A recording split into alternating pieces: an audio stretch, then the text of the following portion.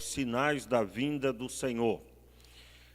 E o texto da palavra em Mateus, capítulo 24, versículo 29 ao 35, diz assim: Logo depois da aflição daqueles dias, o sol se escurecerá, a lua não dará a sua luz, as estrelas cairão do céu e os corpos celestes serão abalados. Então aparecerá no céu o sinal do Filho do Homem, e todos os povos da terra se lamentarão e verão o Filho do Homem vindo sobre as nuvens do céu, com poder e grande glória. E ele enviará os seus anjos com som muito forte de trombeta, os quais ajuntarão seus escolhidos desde os quatro ventos, de uma a outra extremidade dos céus. Aprendei agora esta parábola da figueira. Quando já os seus ramos se renovam e brotam folhas, sabeis que está próximo o verão. Igualmente vós, quando virdes todas estas coisas, sabei que ele está próximo às portas. Em verdade vos digo, vamos ler juntos os dois versículos. Em verdade vos digo que não passará esta geração sem que todas estas coisas aconteçam. O céu e a terra passarão, mas as minhas palavras jamais passarão. Meu Pai, muito obrigado pela extremidade dos céus. Meu Pai, muito obrigado pela tua palavra. Te pedimos, Pai, que o Teu Espírito direcione os nossos corações, nos leve à compreensão, que absolutamente nossas vidas sejam edificadas para a glória do Teu nome, em nome de Jesus. Amém e amém. Meus irmãos, esse texto é um dos textos talvez mais difíceis de compreender, no sentido de que ninguém consegue mensurar o que é a destruição dos corpos celestes. Nós acreditamos que absolutamente nenhuma tecnologia cinematográfica poderá alcançar, eu digo poderá porque ainda há muito ao que se percorrer, talvez, só Deus sabe, mas nada poderá expressar a realidade do que a Bíblia está dizendo. Primeiro eu quero falar um pouco sobre alguma linha, pelo menos uma linha a respeito desse assunto, que, ao que tudo indica, ela não tem fundamento suficiente, que é o fato de que essa experiência relacionada aos corpos celestes, falo sobre o sol, a lua, coisas relacionadas às estrelas, né? Os corpos celestes, como diz aí no final do versículo 29, seja o eclipse, por exemplo, do Sol, ou as chamadas luas sangrentas, em se tratando da Lua.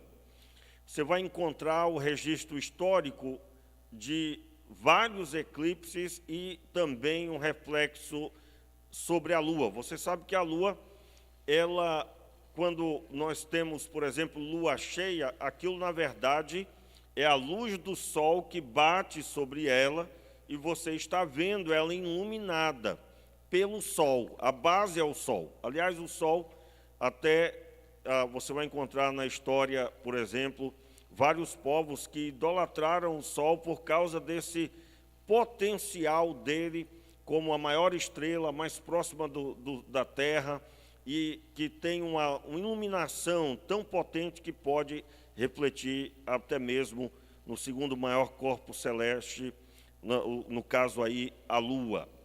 Eu quero, com isso, dizer que não há fundamento para dizer que o eclipse lunar ou qualquer outra coisa relacionada à Lua, como é chamada, as luas sangrentas. Eu me lembro que, quando eu comecei a ter contato com isso, eu fiquei muito impressionado com o que estava se observando, e eu encontrei até quem pregasse a respeito disso, e com uma veemência muito forte, que eu digo a você que durante um período eu fiquei muito balançado para acreditar.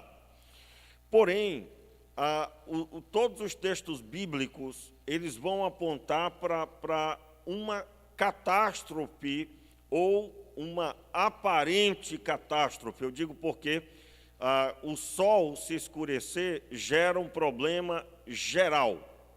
Mas quem controla todo o efeito de todas as coisas é o próprio Deus.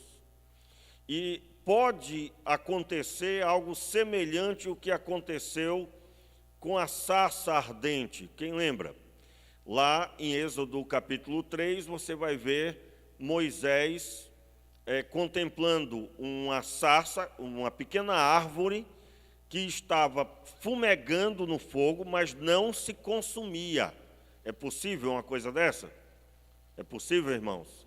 Tudo que você põe em fogo, você vai ver se consumir, né? Com a madeira, você põe em fogo, no outro dia você vai encontrar só a fuligem. Somente. Ela se consome. Mas havia uma pequena árvore, um arbusto, né? Uma coisa pequena que pegava fogo, mas não se consumia. Ou seja, o próprio Deus manifestou ali o seu poder, manifestando o fogo, mas o fogo não consumia a matéria ali, no caso, aquela planta. Deus pode sim levantar uma aparente catástrofe, como por exemplo o sol escurecer, a lua não dar mais a sua luz automaticamente, por causa do próprio sol, que não gera mais luz, né? E as estrelas caírem do céu, né? Porém, nem tudo será destruído. Ainda haverá pessoas que vão contemplar tudo isso. Bem, eu estou me adiantando um pouco, eu deveria ter recapitulado aqui em respeito aos que estão no início, hoje, pegando pela primeira vez, talvez, esse estudo. Nós estamos nos baseando no texto de Mateus capítulo 24, verso 3, que Jesus se assenta com os discípulos e vai falar sobre os sinais do fim. Vamos ler o verso 3 do capítulo 24? Estando ele assentado no Monte das Oliveiras, aproximou-se dele os discípulos em particular e lhe pediram: dize-nos quando acontecerão estas coisas e que sinal haverá da tua vinda e do fim dos tempos. E aí, o primeiro ciclo de explicação, Jesus ministra aí a partir do verso 4 até o verso 14, aonde ele fala sobre começo, meio e fim da sua vinda.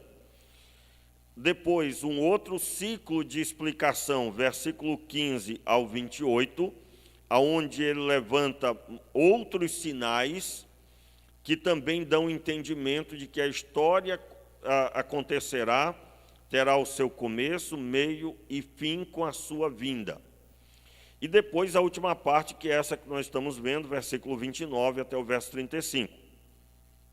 Eu dei ênfase aí na leitura para o versículo 29 até o verso 31, porque certamente nós vamos ver o verso 32 ao 35, porque tem muito material aqui, muito mesmo, e eu acredito que seria praticamente impossível ver tudo isso em 1 hora e pouquinho. Eu quero observar com você, nesse momento, o terceiro ciclo de explicação sobre os sinais da vinda, e nós estamos falando sobre a parte em que é narrado a destruição, uma grande expressão da vinda, dos sinais da vinda, que será uma manifestação ao ponto do sol se escurecer, a lua não dar a sua luz, não é? E aí eu já expliquei o reflexo da luz do sol, e as estrelas caírem do céu, e os corpos celestes serão abalados. Eu quero pedir que você abra a sua Bíblia em Isaías, capítulo 13. Isaías, capítulo 13, o Antigo Testamento. Você vai encontrar o texto que está aí no capítulo 13, o título é Oráculo acerca de Babilônia. Oráculo acerca de Babilônia. Isaías capítulo 13, especificamente o versículo 10.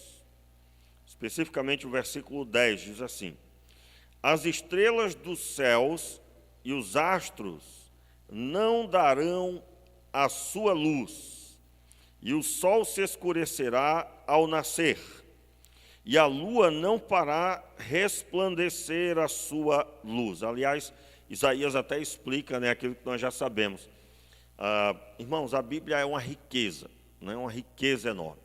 Você sabe que as informações que eu acabei de narrar, que a lua ela é vista como, por exemplo, lua cheia, nitidamente vista, mas que aquilo, na verdade, é o reflexo da luz do sol sobre ela é iluminada pelo sol. Você vê na Bíblia que esses traços de informação já estavam registrados. E se você for estudar sobre isso, você vai ver que isso não é tão novo assim ao ponto de que poderia se buscar na própria Escritura essa informação. Mas eu quero dar ênfase aí na figura da Babilônia. Isaías profetiza a respeito de uma destruição que Babilônia receberia. E aqui, mais uma vez, há uma profecia com a visão dupla. Tanto se referia à Babilônia daquele tempo, como a Babilônia descrita no texto de Apocalipse. Nós não estamos estudando exatamente Apocalipse, mas se você estudar o texto de Apocalipse, você vai descobrir que essa mesma linguagem de Jesus, citei aqui até em outra mensagem, essa mesma linguagem de Jesus sobre os sinais do fim, que ele separa em 3 ciclos de explicação, elas estão também no texto de Apocalipse. Você começa a ler Apocalipse e você diz assim: meu Deus do céu, não entendo nada disso aqui. Mas como assim uma mulher grávida e um dragão? Aí você começa, e Babilônia? Como assim Babilônia caiu? Na verdade, o texto de Apocalipse ele vai narrar também o começo, meio e fim da história, em pelo menos 4 ciclos de 4 figuras.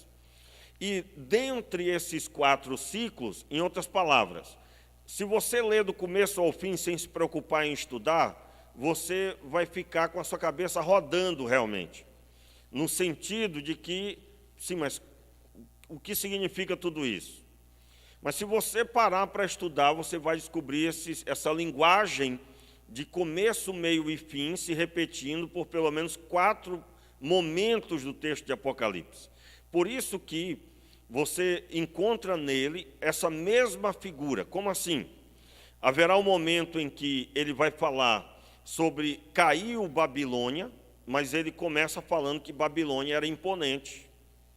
E esse caiu Babilônia se refere ao estado do mundo que é semelhante ao período de Babilônia antiga. E aqui vem um fator importante, Vamos retornando para o texto de Isaías.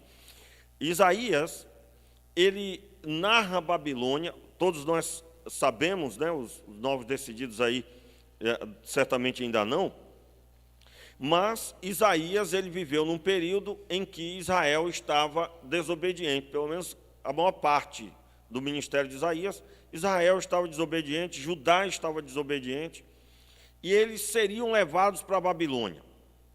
Eu gostaria de ler os versículos, vamos ler aí, até o verso 10, agora o texto todo. Oráculo acerca de Babilônia. Todos estão comigo? Amém? Oráculo acerca de Babilônia, a qual viu Isaías, filho de Amós. Alçai uma bandeira sobre o monte escalvado, levantai a voz para eles, acenai-lhes com a mão, para que entrem pelas portas dos nobres. Eu dei ordens aos meus consagrados, chamei os meus valentes para a minha ira, os que exultam com a minha majestade. Já se ouve a gritaria da multidão sobre os montes, semelhante a um grande povo.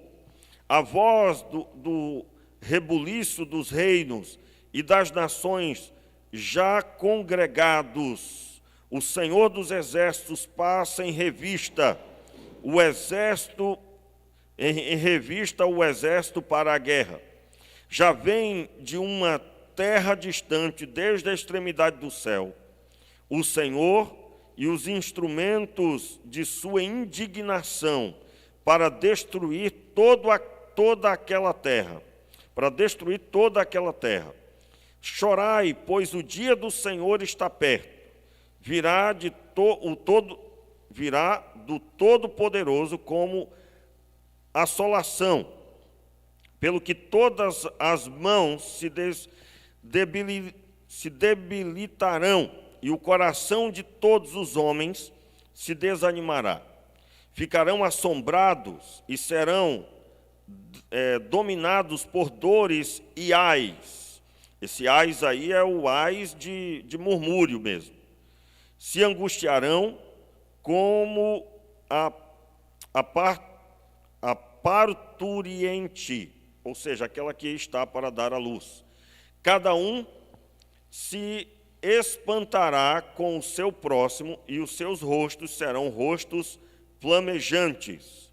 Vede, o dia do Senhor vem, horrendo, com furor e ira ardente, para pôr a terra em assolação e destruir do meio dela os pecadores. Note aí, destruir do meio dela os pecadores, dando distinção aí de juízo.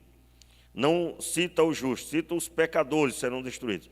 As estrelas dos céus, aí vem o verso 10 que lemos, né? As estrelas dos céus e os astros não darão a sua luz, e o sol se escurecerá ao nascer, e a lua não fará resplandecer a sua luz. Aí o verso 11, castigarei o mundo por sua maldade, e sobre os ímpios a sua iniquidade. Farei cessar a arrogância dos atrevidos e abaterei a soberba dos cruéis. Vamos recapitular aqui as informações sobre Babilônia, no caso a Babilônia do Antigo Testamento. Meus irmãos, aqueles que não estiverem entendendo, eu quero deixar aqui como um incentivo para você que você precisa correr e ler a Bíblia, viu? Como assim? Você tem que entender já o que significa Babilônia no Antigo Testamento, tem que saber o que é exílio no Antigo Testamento, você precisa ter lido o texto de Isaías, você precisa ter percorrido tudo isso, principalmente se você tem pelo menos aí 1 ano de convertido. Se você tem 1 ano, você poderia ter lido em 6 meses a Bíblia toda. 5, 6 capítulos por dia. Então, você deve agora, se você está desanimado porque não está entendendo, pegue isso como combustível para você sair daqui hoje dizendo, faço hoje uma decisão. Eu vou conhecer a palavra de Deus e vou ler com o objetivo de terminar o mais rápido possível. Por quê? Porque é muito complicado parar e ler cada texto. Rapidinho vai 1 hora. E algumas informações, pelo fato de você já ter lido, eu explico aqui e você, sim, entendi, com certeza. E isso significa que você está muito bem. Volto a dizer, se você já até não consegue prestar atenção, porque a mente humana é assim, ela não entendeu uma coisa, não entendeu outra, não entendeu mais uma, ela já se desconecta. Então, você vai orar aí, dizendo, Senhor, tem misericórdia, eu preciso prestar atenção. Mesmo sem entender, pastor, meu irmão, o Espírito de Deus é sobre a sua vida. Não determine algo contrário ao que o Senhor determinou. Quem te faz enxergar é o Espírito Santo, não é a sua capacidade. A nós pertence nos debruçarmos sobre a Escritura. A explicação pertence ao Espírito de Deus, conectando o nosso coração com a palavra. Diga amém, eu recebo. Amém, em nome de Jesus. Então, primeiro, a Babilônia do Antigo Testamento. Deus corrigiu o povo de Israel, especificamente Judá e os levitas, corrigiu eles através de Babilônia. Babilônia foi a chibata de Deus, o chicote do Senhor, para corrigir Judá. Especificamente Judá. Naquele momento, Israel, as 10 tribos, haviam sido destruídos já pelos assírios. Os assírios se levantaram e destruíram os israelitas. Quando a gente fala assim, as tribos de Israel, nós estamos falando das 10 tribos. Aliás, é uma correção importante, né? Porque acaba a gente não percebendo que junto com Judá havia a tribo de Levi inserida dentro, porque eles trabalhavam em Jerusalém, cuidando do templo. Eles não tinham terra, para você ter uma ideia, eles tinham somente uma missão: cuidar do templo, das coisas relacionadas ao Senhor.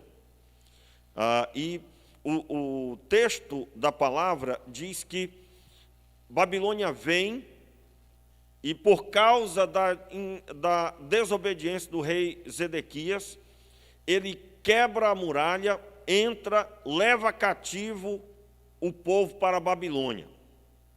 E Babilônia dominava só as nações por inteiro, toda a terra praticamente estava sujeita a Babilônia.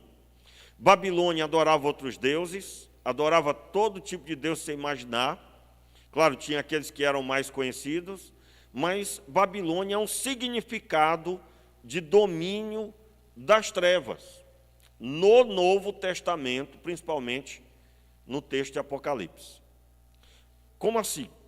Vamos relembrar aqui a figura de Daniel. Você sabe que, para você saber como estavam as coisas no período do exílio, você deve ler o texto de Daniel.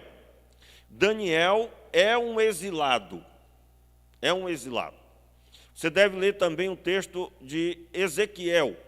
Ezequiel, ele também profetiza no período do exílio.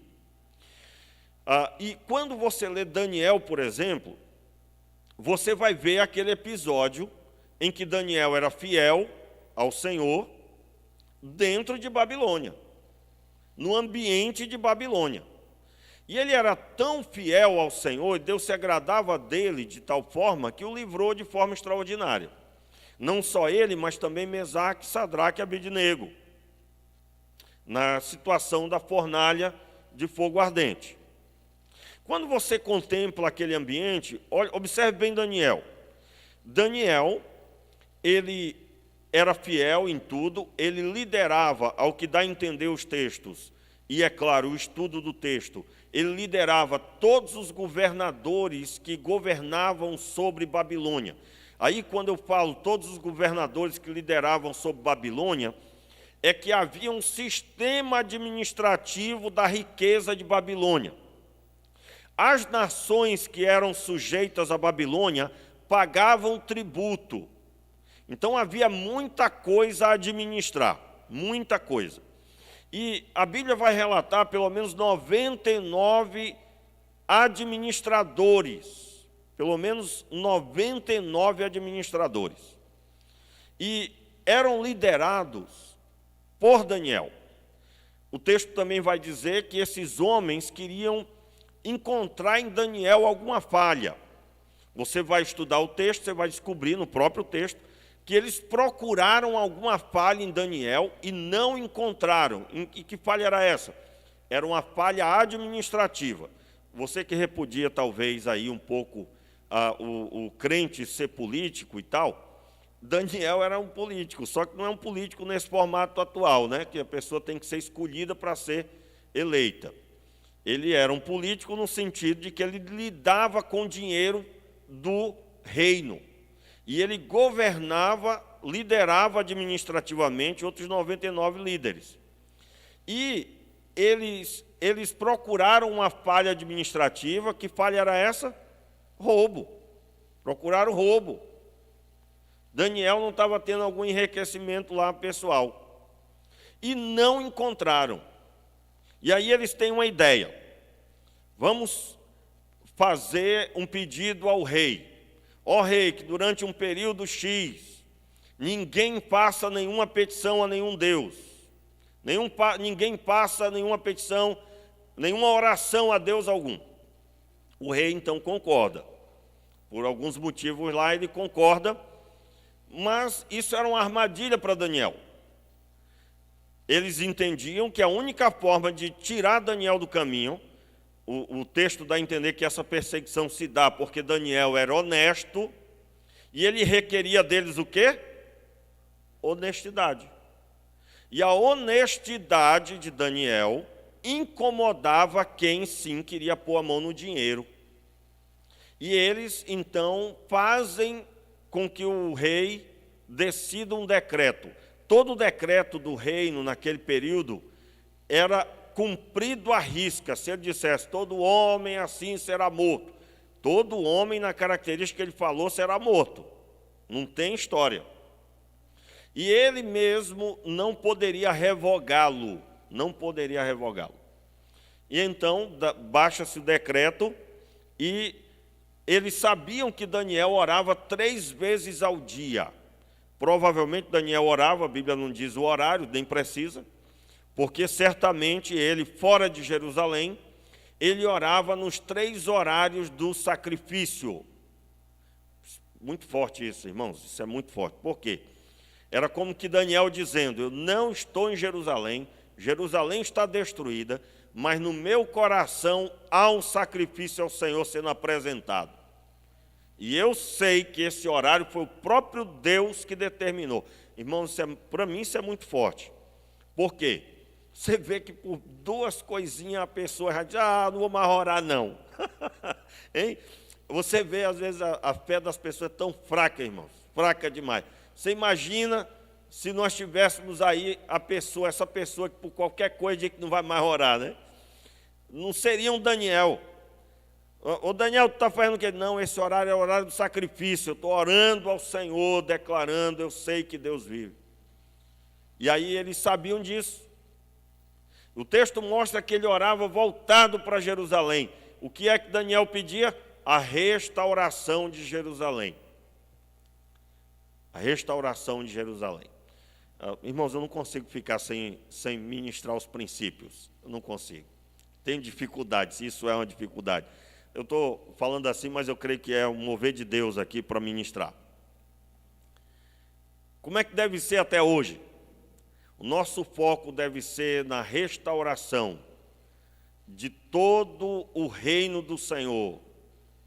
O reino que era para ter acontecido desde Adão e não aconteceu. E em Cristo Jesus esse reino foi manifesto. Quando você ora pela conversão de alguém, você está dizendo que o reino seja restaurado. Que aquilo que Deus fez pelo segundo Adão, Jesus Cristo, aconteça. E você vê hoje, às vezes, o contrário, né? A pessoa olha, está tudo destruído, eu não vou orar, não. Não vou orar, não. Quando, na verdade, é o contrário. O reino é estabelecido, já foi estabelecido, ele está acontecendo agora. Ele está acontecendo nesse exato momento. Em toda a terra há pessoas se convertendo, ouvindo o Evangelho, crendo no Senhor. E ele, quando voltar, encontrará este povo, esse reino estabelecido. Então, o povo de Deus pode estar sendo apertado de todos os lados, sofrido como Daniel estava, mas continuando declarando que Deus é Senhor sobre a terra e Ele fará a sua obra. E era o que Daniel acreditava. E aí, eles sabendo disso, fizeram o rei baixar o decreto, baixou o decreto, e então foram até o rei denunciar que havia um homem fazendo petição a um Deus. Quem era esse homem? Daniel. E aí você já conhece a história, já lançado na cova dos leões, que era esse o decreto, todo homem que foi encontrado assim seja morto, lançado na cova dos leões, então ele foi. E você já conhece a história, Deus enviou o anjo dele, e ele foi livre daqueles leões, e estava vivo dentro, passou a noite rodeado pelos leões. Muito bem. Isaías, ele aponta para a destruição da Babilônia. Essa Babilônia imponente, tão imponente, que Nabucodonosor, irmãos, ao olhar para o seu reino, o texto bíblico vai dizer que ele olha para o seu reino e ele se vangloria de ter conquistado tudo aquilo. E ele não agradece a Deus, porque foi Deus que deu a ele todo o reino, todos os reinos. Aí você conhece a história, Nabucodonosor é humilhado pelo próprio Deus, pois ele do reino vai a comer capim junto com os animais durante o espaço de 3 anos e meio. O texto bíblico, então, declara que essa Babilônia grandiosa, ela vai cair. E ela de fato caiu. De fato caiu. Ainda que até hoje ela é exaltada como a superpotência de todos os tempos. Um dos livros que vai narrar um pouco sobre isso é O Homem Mais Rico da Babilônia, e você vai encontrar um pouco sobre isso aí também. Mas a ênfase que eu quero dar aqui sobre Babilônia é que no texto de Apocalipse, quando cita a Babilônia, a grande Babilônia, em outras palavras, a rainha de todos os pecados, aquela que é a mãe de todos os pecados, ela tem uma parte do texto que exalta a Babilônia e a outra parte que diz a Babilônia caiu, caiu a grande Babilônia. No Novo Testamento, essa Babilônia se refere a um sistema maligno que tomou as nações por completo. Irmãos, quando eu narrei aqui sobre Daniel, eu duvido que você, quando eu narrei aqui a questão de governo, honesto e os desonestos querendo a morte, eu duvido que você não pensou aí numa realidade que nós estamos vendo no nosso tempo. Eu duvido que você não pensou nisso. O errado é a coisa certa. O maior escândalo que eu já vi publicamente é um comércio que deveria se preocupar em vender muito bem sanduíche. Eu não vou repetir o nome para não dar nenhum tipo de divulgação, porque não merece, de forma nenhuma. De forma nenhuma. Um comércio que deveria ser conhecido por apresentar a melhor comida, para quem gosta, né?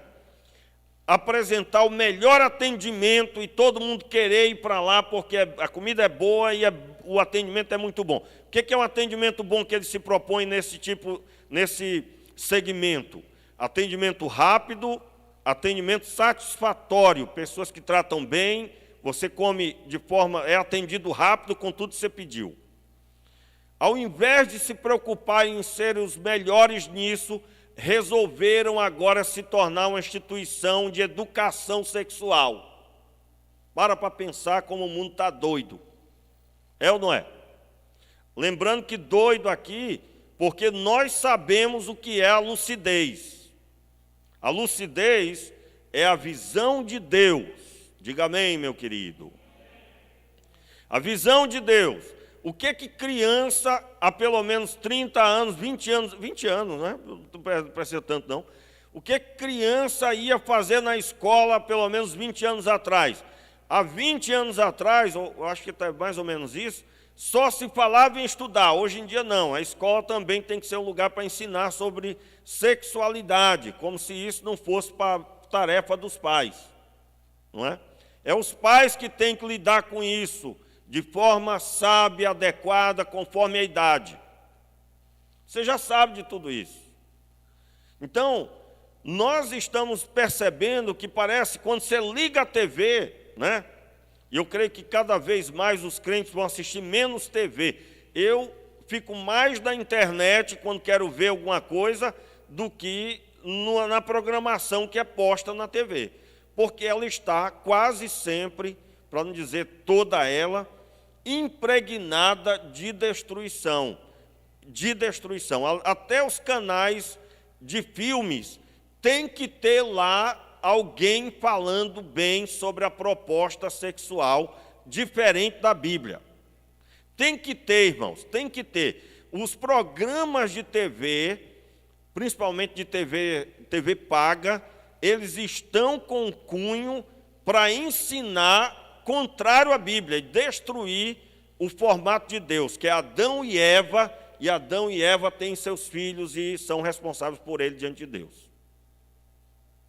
Então o sistema está cada vez mais explícito, que é do mal. Não é? Agora mesmo, para quem acompanha aí as notícias da política, tem um bafafá enorme por parte da mídia e de uma linha de políticos contrários ao governo, que buscam derrubar o governo. E o pivô disso é um deputado que é processado, que já estaria preso. Não vou citar o nome também, você deve procurar a informação. Ou depois me pergunta que eu mando para você. Se esse deputado, que já está denunciado e que tem um número grande de processos contra ele, de estelionato, todo tipo de enganação, abertura de empresa fraudadora, meu Deus, é uma infinidade de problemas, já explodiu aí há muito tempo. Se ele não é eleito deputado federal, certamente ele estaria preso. Agora, por quê? Porque ser deputado federal tem imunidade, aí, no final de tudo, tudo indica que só depois que ele não for mais deputado que ele vai terminar preso. Só depois. Por isso que eu levanto cada vez mais que, no dia que você for votar, se a pessoa tiver processo envolvendo falcatrua, roubo, algum tipo de desvio de verba, meu irmão, vá pesquisar direitinho para saber se você não está elegendo um bandido. Um bandido.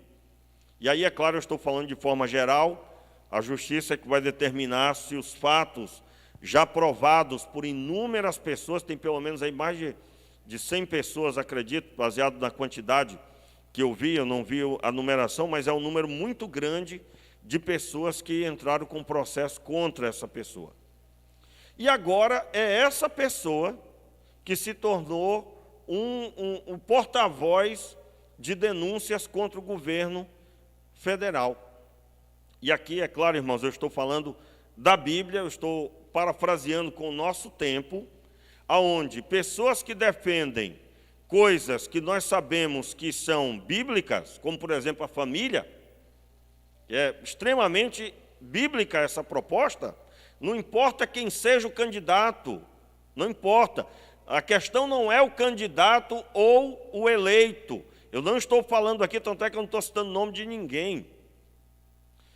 Estas pessoas são consideradas criminosas, erradas, e quem defende, por exemplo, existe um deputado, irmãos, que recentemente, foi ano passado, na verdade, ele pôs um projeto, já em pandemia, nós já estávamos em pandemia, ele pôs um projeto para ser discutido e votado, aonde se reconhecia todo tipo de família, bastava ter amor.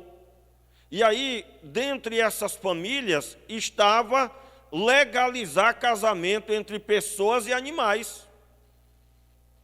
Você já imaginou a pessoa que tem lá um cachorro, quiser casar, casa, e vai ser reconhecido. Reconhecido. Vai ter documento do cartório, se quiser que seja presencial lá a pessoa do cartório, vai a pessoa lá, oficial, vai tudo. Se esse projeto tivesse passado. Você já imagina, pastor, mas isso não existe, pastor, não existe, nunca ninguém vai querer isso. Meu irmão, entre na internet e veja pessoas que casaram com seus bichos. Tem gente, agora, isso já aconteceu recente, acho que foi esse ano ou ano passado. Tem uma mulher que casou com um cachorro. Teve cerimônia, teve tudo, foi nos Estados Unidos. Não tem nenhum reconhecimento legal, mas teve holofotes em cima. Ela casou com ele. E aí você vai encontrar todo tipo de atrocidade. Qual é o mal disso? Olha só que doideira. Vamos supor que esse projeto no Brasil tivesse passado. Aí alguém decide oprimir a vida de algum pastor. Diz, não, ó, a lei reconhece e eu queria que o senhor fosse lá oficiar. Tu já imaginou um negócio desse? Irmãos, eu não quero nem imaginar uma coisa dessa que dói a cabeça. Dói a cabeça. Eu costumo dizer que no meu caso, eu vou terminar preso, porque eu não vou. E aí a lei, né? Você sabe que essa discussão foi levantada no período sobre casamento homossexual entre pessoas do mesmo sexo. E que, se alguém se negasse, poderia terminar, no mínimo, processado e podendo ser preso. Então, eu estou narrando aqui que a Babilônia já está em andamento. Já está. E, é claro, eu não posso deixar de falar isso. Pastor, então o mal vai prosperar mesmo? É isso mesmo. Olha só, irmãos.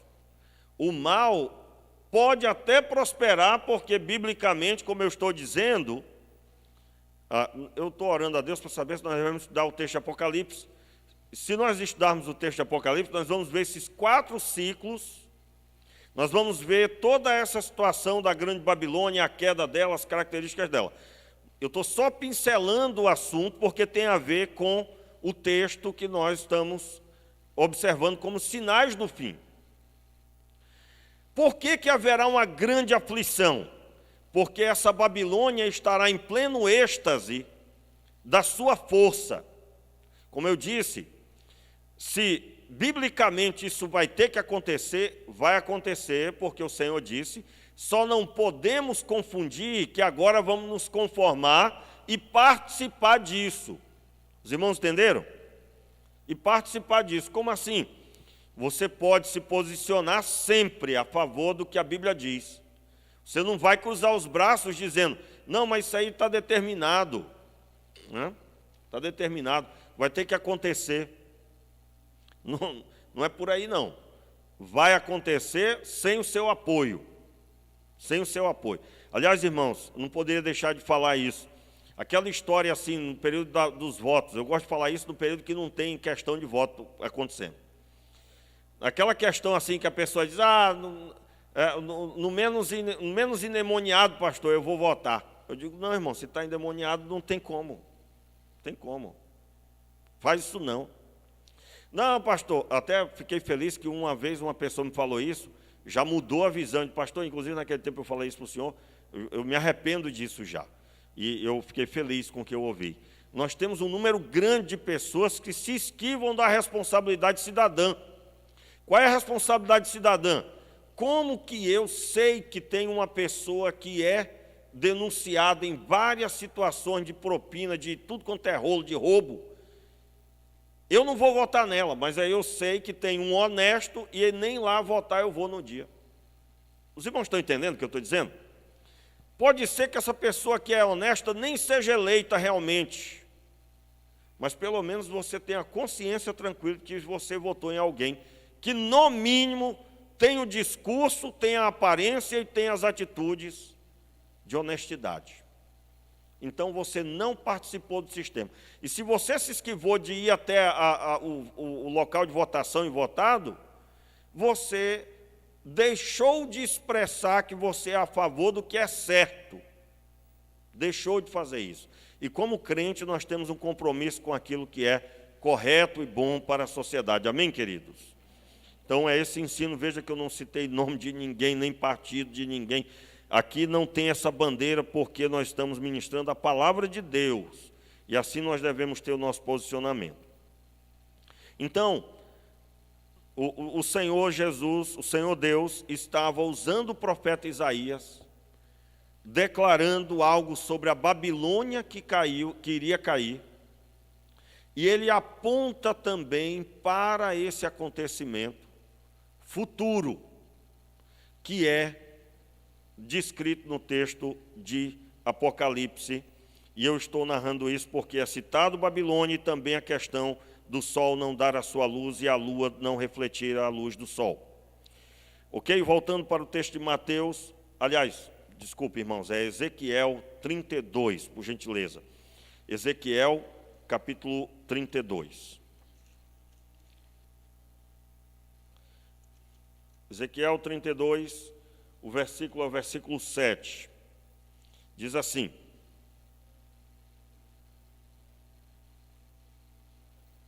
verso 7. Apagando-te eu, cobrirei os céus, e enegrecerei as suas estrelas, e cobrirei o sol com uma nuvem, e a lua não deixará resplandecer a sua luz. E aí, mais uma vez, uma figura maligna, que no caso aí é lamentação sobre Faraó, o começo de capítulo 32, acompanhe, aí na sua Bíblia, lamentação sobre Faraó.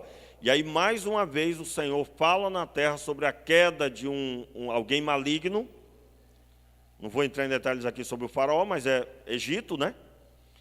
E a queda disso, e ele repete a questão dos corpos celestes de uma forma geral. E aí eu não vou entrar em questões do que é corpo celeste, o que não é, não temos aqui uma aula disso, mas de uma forma geral são sinais no céu. Mais uma vez, dito algo sobre o Antigo Testamento e que é repetido no Novo Testamento pela pessoa de Jesus. O que é que Jesus está dizendo aos discípulos? Vamos entender um pouco aqui, irmãos, sobre o que Jesus estava falando com os discípulos e o que é que os discípulos entenderam. Veja bem, os discípulos conheciam Isaías ou não conheciam? Sim ou não? Conhecia. Conhecia Ezequiel ou não conhecia? Conhecia. Você acha que o que é que eles pensaram quando Jesus cita estas palavras? O sol escurecerá, a lua não dará a sua luz, as estrelas cairão do céu e os corpos celestes serão abalados. O que é que eles lembraram, irmãos? Opa! Babilônia, Faraó, Ezequiel, Isaías. Então, Senhor, olha só, irmãos, nós estamos aqui buscando entender o porquê que Jesus falou essas palavras. Por isso que é importante a mensagem expositiva, ela visa isso, né? O que é que o pregador estava dizendo, motivado de quê? E os que estavam ouvindo, como é que receberam essa palavra? Vamos relembrar aí a cultura de Israel, na época de Jesus. O filho aprendia a ler e escrever até os 6 anos, do texto de Levítico. Até os 13 anos, Pentateuco, Gênesis, Êxodo, Levítico, Números, Deuteronômio, certo?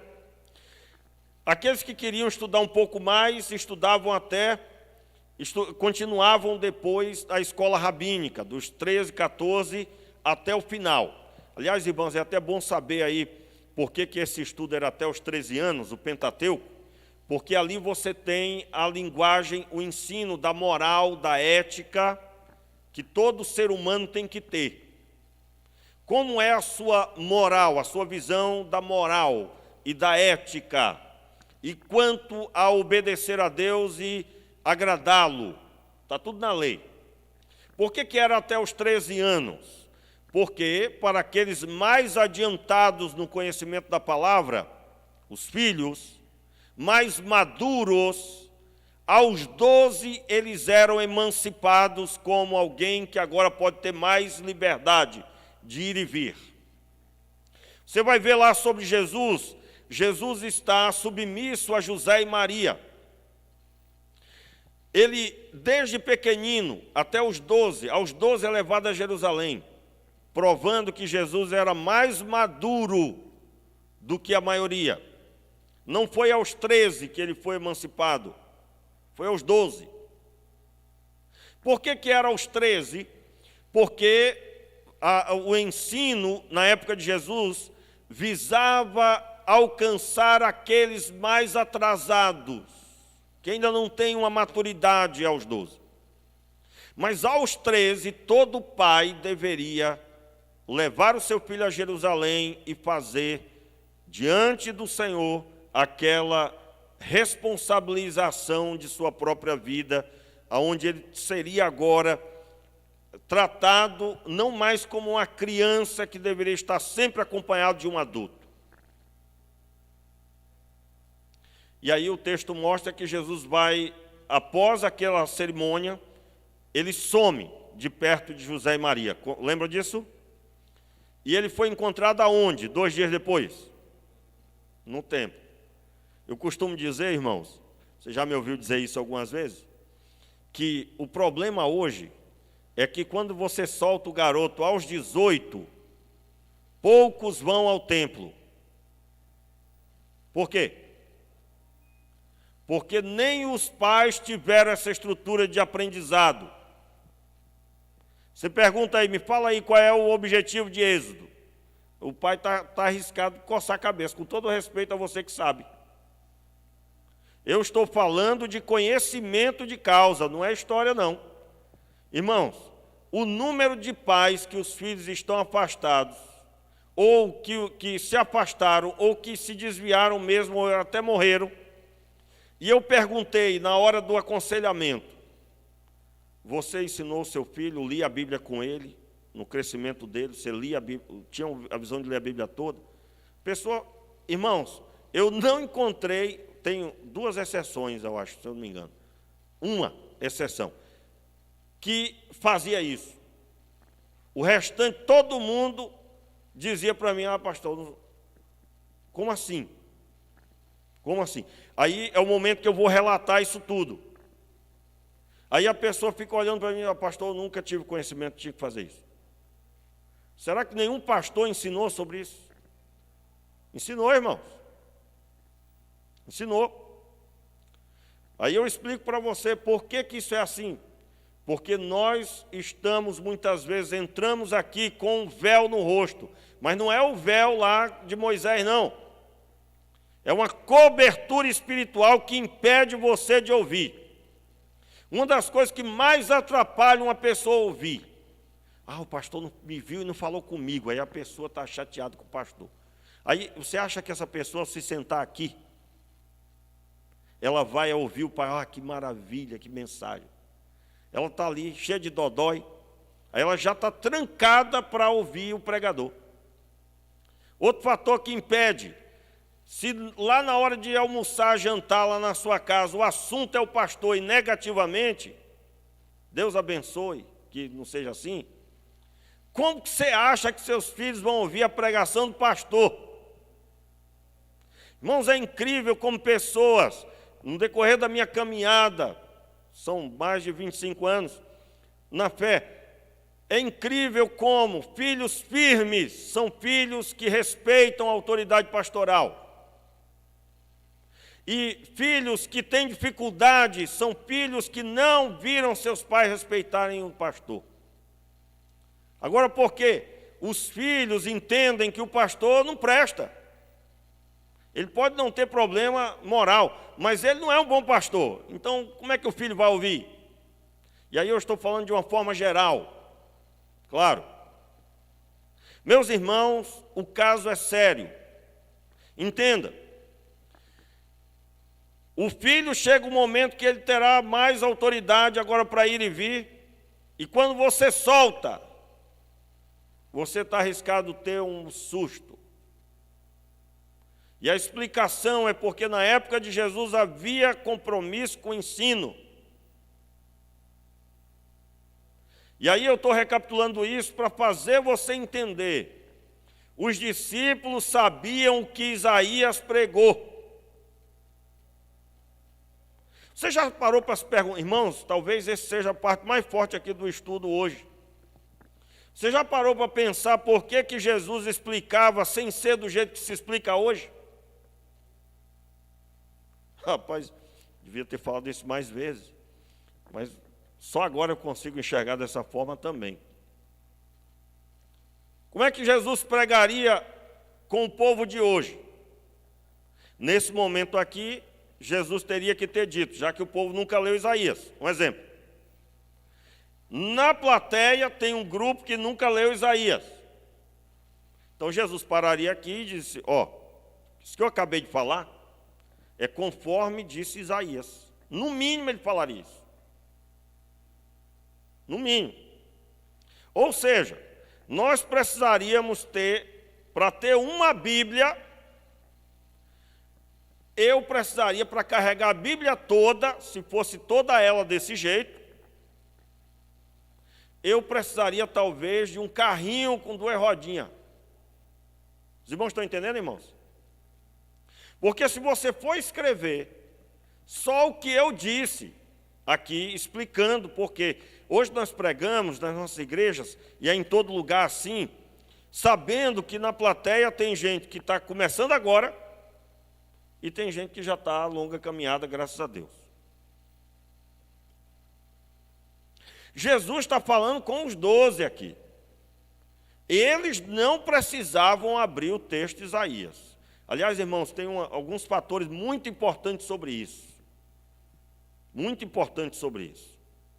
Mas que vai ficar para uma próxima experiência. Eu pretendo trazer um estudo aqui um dia, Só basta o Senhor Deus ministrar que é para fazer, e nós vamos fazer. Eu já tenho me preparado no decorrer do tempo, e tenho buscado aplicar em casa, na vida do meu garoto, que é o estudo sobre essa visão da educação dos pais com os filhos e a relevância dela. E, quem sabe um dia, mas enquanto isso nós vamos pincelando. Jesus não tinha que explicar para os discípulos que o que ele acabou de falar apontava para o que aconteceu com Faraó e com Babilônia. Em outras palavras, meus irmãos, Jesus acabou de dizer aqui aos discípulos que a terra estaria conforme o domínio de Faraó e o domínio de Babilônia. Portanto, olha a relevância do que nós estamos estudando. Nós temos o caso de crentes que estão desanimados na sua vida espiritual. Aí você pergunta por quê? Pastor, é muita maldade em todo quanto é lugar. O que é que Deus não vai fazer nada? Quem é que já viu alguma coisa desse tipo? Nós temos aqui pelo menos 10 pessoas, talvez, umas 10 pessoas que já ouviram isso. E eu acredito que os que não levantaram a mão só não estão lembrando. Ou a pessoa não se expressou adequadamente. Entenda aí, meu irmão. Liga a TV, só sabe falar sobre sexualidade. Em resumo, a TV só sabe falar. Pode não ter uma palavra, mas tem lá uma questão que basta olhar que você entende que está falando sobre homossexualidade, por exemplo. Aí eu estou falando sexualidade porque esse assunto é um assunto sobre sexualidade, se vai ser de um jeito ou de outro. Você vai assistir o filme e o assunto está lá. Meu Deus. Aí, o crente olha para tudo quanto é coisa e diz, rapaz, eu não estou entendendo. Pastor, eu estou desanimado para vir para a igreja, porque o que a nossa igreja tem feito para mudar isso? Aí você vem para a igreja num domingo como hoje, né? Aí você ouve que a coisa vai piorar. Porque se a terra vai ficar que nem no domínio de Babilônia, aonde o Daniel está orando 3 vezes ao dia, sem apoio nenhum, sozinho, 99 estão contra ele, mas o rei era a favor. Amém, queridos? Entendeu aí a figura do negócio? Muito tremendo isso. O rei, irmãos, não dormiu naquela noite. Para mim, isso é uma experiência pessoal. Eu vejo ali uma mensagem. O nosso Deus está conosco, ainda que somos minoria. Eu quero, meus irmãos, dizer que a situação tende a ficar pior. E muitos vão desfalecer, porque vão entender que realmente, será que Deus não existe mesmo? Será que essa nossa fé não é vã? Será que nós estamos indo para a igreja e fazendo o quê, meu irmão? A gente prega e o povo não quer saber. Irmãos, na sexta-feira, eu até comentava com a irmã Elma e o irmão Lucas, né, que eu fiz um negócio na sexta-feira. Eu mesmo fui comprar tudo, né, para o cachorro-quente do evento da Jubakov. Eu mesmo fui fazer tudo. Eu estava assim, não deixava ninguém pôr a mão. Aí depois, no outro dia, eu percebi o seguinte, rapaz, eu estava com saudade disso. Aí eu entendi, rapaz, pastor, não, rapaz, pode deixar que está tudo certo. Irmãos, eu estava com saudade disso. Você não tem ideia como eu estava com saudade dessa história de reunir e de comprar as coisas. Vai ter ali, no caso foi só um cachorro-quente, tudo providenciado pela Costa Verde, né? Mas foi um evento da Jubakov e nós recebemos aqui na igreja. Foi um grande evento ontem aqui, veio muita gente, foi muito bom. Glória a Deus. Mas eu também pude ver, eu comentei com eles na cozinha, né? Estava a irmã Vânia, a irmã Elma e o irmão Lucas. E eles todos muito animados também. Aí a gente comentou, eu disse, rapaz, eu estava com saudade disso. Eles todos disseram, pastor, eu também. Meu Deus, gente, é muito bom. Mas ao mesmo tempo, irmãos, que nós estamos felizes em servir a Deus, tem um grupo que olha e diz: meu Deus, mas não tem nada. E o mundo está se acabando aí no mal. E eu não estou vendo o avivamento. Cadê o avivamento que o pastor prega? Meu irmão, o avivamento vai acontecer dentro do coração dos que creem. Porque ainda que Babilônia venha a tomar o poder em todos os lugares, tem um Daniel que ora 3 vezes ao dia. E Sadraque, Mesaque e Abidnego, que era 3 homens só, mas foram vistos por todas as nações, por causa da sua fidelidade. Eu estou dizendo para você que você precisa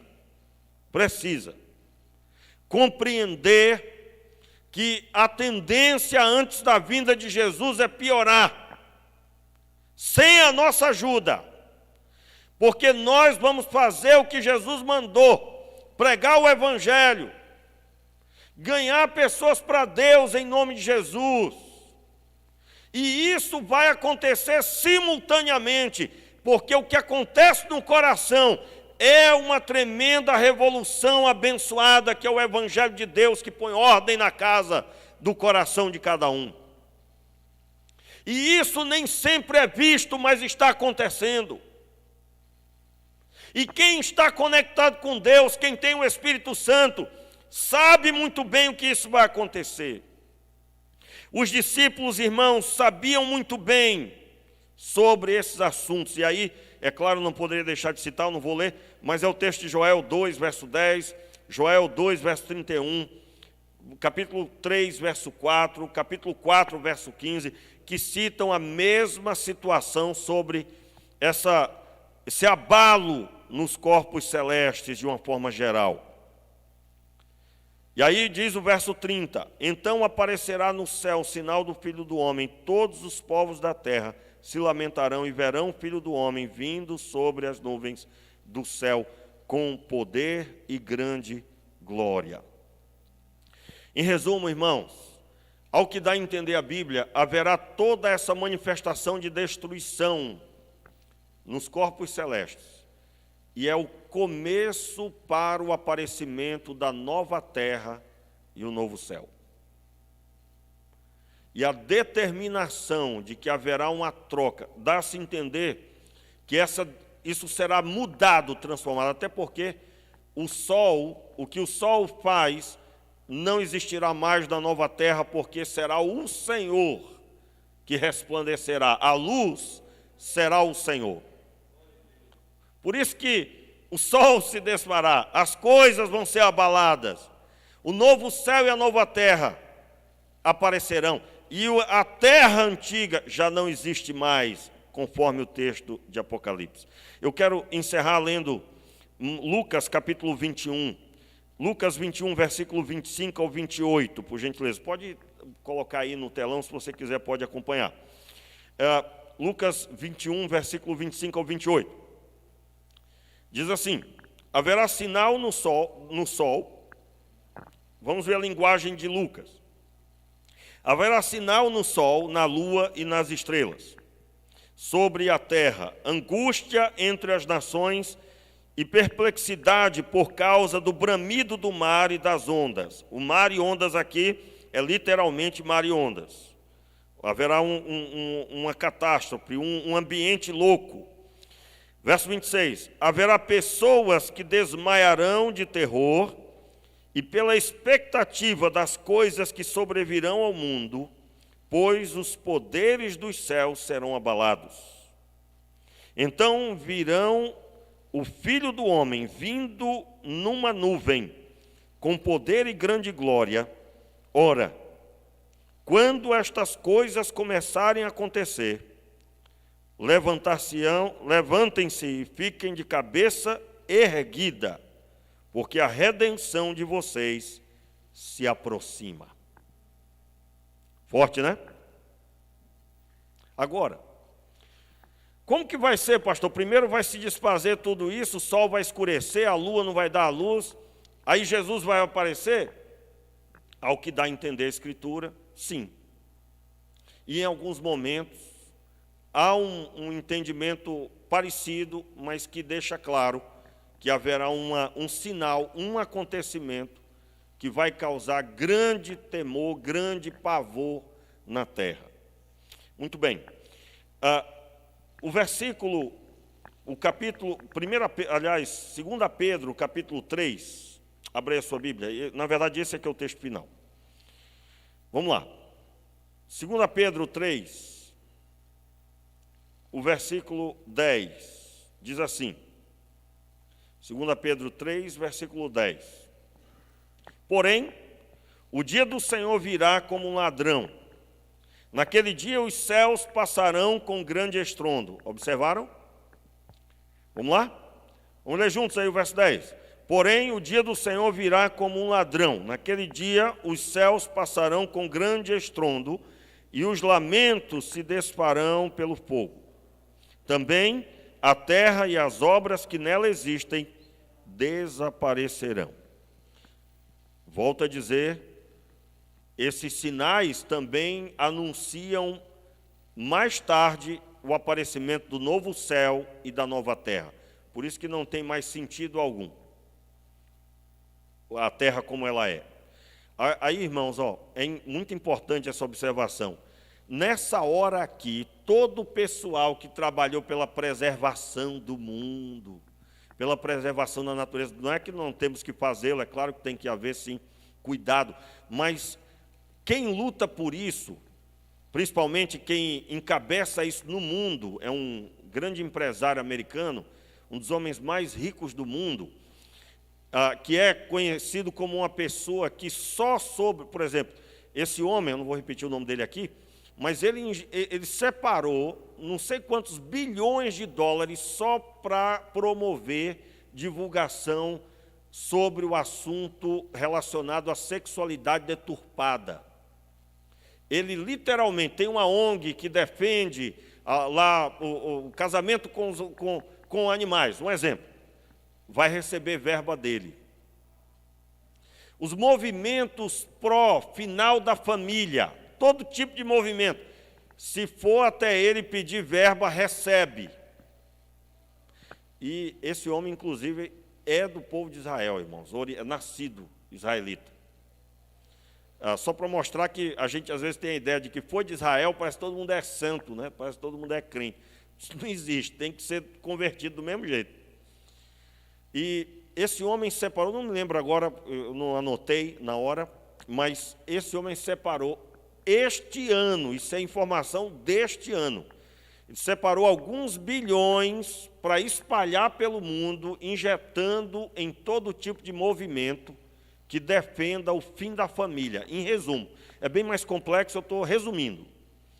Que essa explicação, para quem sabe na Bíblia que a Babilônia vai se levantar cada vez mais pujante, está tranquilo. Essa pessoa que sabe que haverá um ambiente semelhante de Babilônia, não vai ficar agoniado, dizendo, Senhor, mas por que Deus não mata esse homem? Bastava só Deus piscar. Meu irmão, há um sistema se formando. Aí eu volto a dizer, leia a sua Bíblia. Leia a sua Bíblia, leia a sua Bíblia. Mas eu já li, pastor. Meu irmão, você já morreu espiritualmente. Porque quando você termina de ler, você quer começar de novo. Se você não tem mais anseio disso, você morreu. Peça para Deus restaurar a sua fé.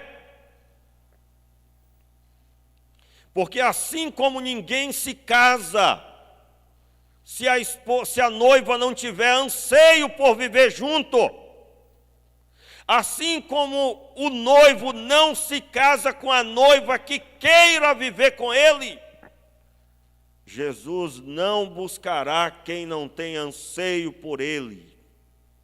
Só os salvos genuinamente têm anseio por Deus e esperam o dia que vão ser recebidos na glória, como o noivo recebe a noiva. Diga amém, meu irmão. E aí, lendo o texto, verso 11, vamos ler. Mesmo texto, capítulo 2 Pedro, capítulo 3, versículo 11 agora. Uma vez que tudo será assim desfeito, Vocês devem ser pessoas que vivem de maneira santa e piedosa, esperando e apressando a vinda do dia de Deus. Por causa desse dia, os céus incendiados serão desfeitos, e os elementos se derreterão pelo calor. Nós, porém, segundo a promessa de Deus, esperamos novos céus e nova terra, nos quais habita a justiça. Por esta razão, amados, esperando estas coisas, esforcem-se para que Deus os encontre sem mácula, sem culpa e em paz. Glória a Deus. Meu Deus, irmãos. Em outras palavras, o título aí é Como Esperar o Senhor. Babilônia está sendo levantada a cada dia, mas eu estou encontrado sem mácula, em paz, pleno diante de Deus, esperando os novos céus e a nova terra. Fique de pé no seu lugar. Irmãos, nós vamos continuar no próximo encontro nosso, pela manhã, é onde eu estarei continuando essa série. E tem muita água para rolar aqui, e eu creio que, para a glória de Deus, seremos muito edificados com a graça de Deus. Como você deve esperar a vinda desse nosso Deus, o único Deus, deve esperar com a sua vida piedosa. Só falar aqui sobre vida piedosa seria o tempo. E nós vamos ter tempo no nosso próximo encontro, porque eu creio que isso é muito bom para nós, muito forte para nós todos. Meu Pai, tem misericórdia de nós. Nos abençoe que sejamos encontrados plenos, Senhor, na Tua presença.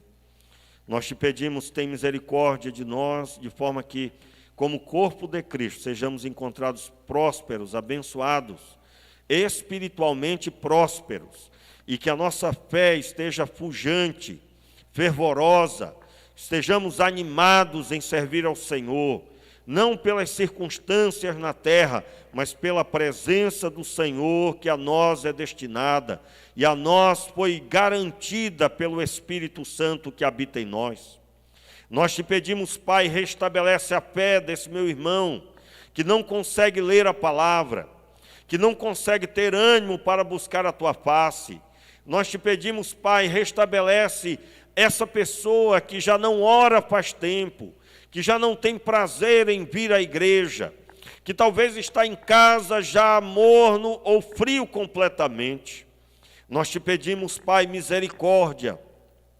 Misericórdia, Pai, restaura a fé dessa pessoa. E eu oro agora pedindo o Teu Espírito Santo, restabelecendo todas as coisas, trazendo o fervor da Tua presença, trazendo anseio por Ti, e mediante a Tua palavra, essa pessoa comece a andar hoje, meu Pai. Eu te peço assim, meu Pai, seja conduzindo os Teus filhos, também para levar aos seus filhos a Tua palavra, que cada pai, cada mãe seja encontrado cheio do Espírito Santo, e ministre sobre a vida dos seus filhos a Tua palavra, meu Pai, de forma que ela fique plantada no seu interior, e do seu interior venha fluir rios de água viva pela fé. Nós oramos, Pai, pedindo a restauração de todo filho que está afastado, toda filha que largou a fé em Cristo Jesus. Nós oramos pedindo a restauração da família e declaramos, Pai, a Tua mão poderosa, cremos, está sobre nós. E nós seremos encontrados como Daniel, que se encontra firme em meio a todos os apertos. E assim, meu Pai, caminhando rumo ao encontro do Senhor naquele dia, para a glória do Teu nome, em nome de Jesus. Amém.